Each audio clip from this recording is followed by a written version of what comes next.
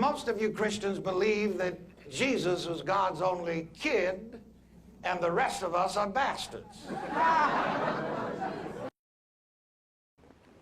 Every Sunday, almost a third of your population picks this book up and go to church and sit down at the same time and get up just as ignorant as they were when they sat down.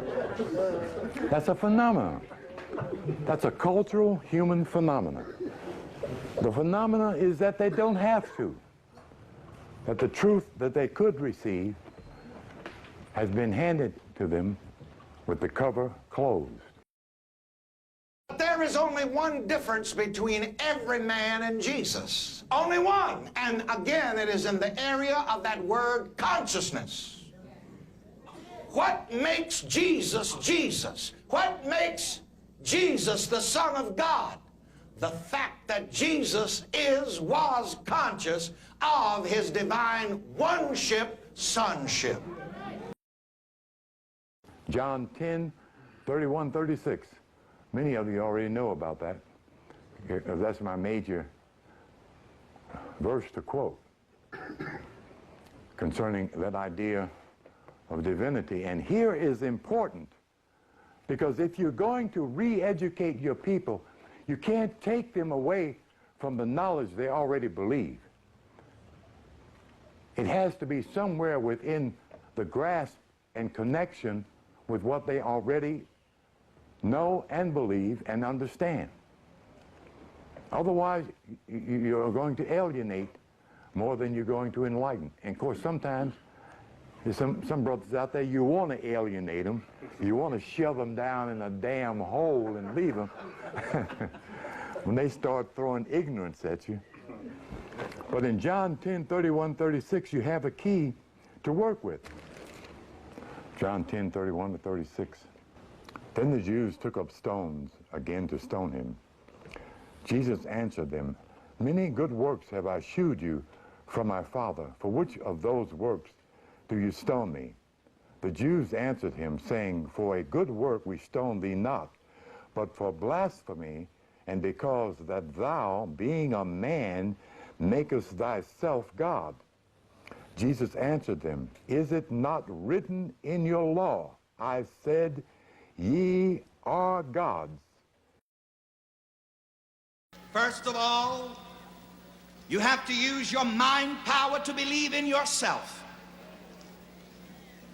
The religious people would say to me, "Oh yes, Reverend Ike, you're telling people about believing in themselves, but what about believing in God?" Well, who do you think God is? God has no personality except in man and as man.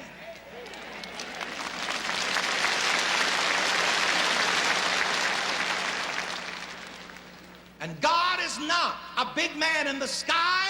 God is the real man in me. Let each person say this, because this is the truth of everyone. God is not a big man in the sky. God is the real man in me. Your faith is no good until you learn to have faith in yourself.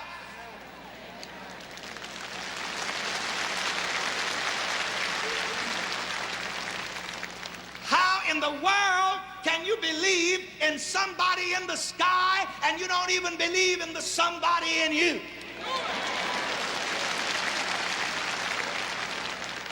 How in the world can you believe in a Jesus that walked in Galilee and not believe in the God that walks in you?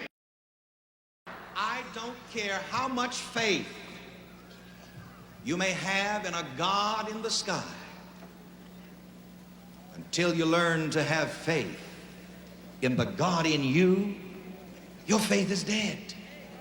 It's no good to you. God in the sky is no good to you. Only God in you is of any value to you. This book is a code book. It is not a history book. It's not talking about a people, it's talking about nature. Human nature and divine nature. But it's written in story form. Religion is one thing. The Bible, the Scripture, is another. The Scripture of each religion is one thing. The belief is another. But again, it's the level of the Scriptures that you read that will give you that information back instead of the belief system. But you can explain it if you understand it. That's science. That's knowledge. That's love. That's wisdom. With all that getting, get the understanding. Does not your scriptures say that ye are gods? Is the premise of this book. It is not Jesushood, it is Godhood. The premise of Christianity is Jesus. The premise of this book is G-O-D. Generator, that's your brain. Operator, that's your soul. Destroyer, that's your kundalini, the energy in your sacral vertebrae. Generator, operator, destroyer is what God means. It is not someone's name, it is someone's nature. God is in you. And so I insisted to those people, there's no more God in me than in you. There's no more God, and this was blasphemy.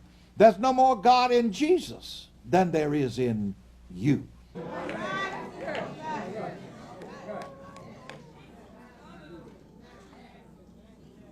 I am suggesting the heresy to you that the beloved Son of God is not just an historic personality, but the one relationship of every man to God.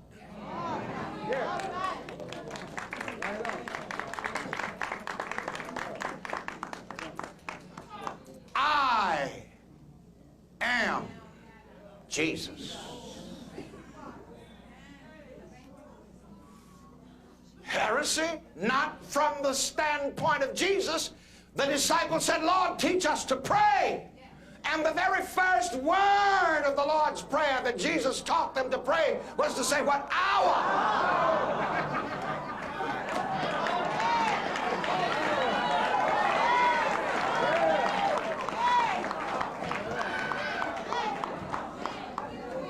Who left you out? The theologians wrote you out.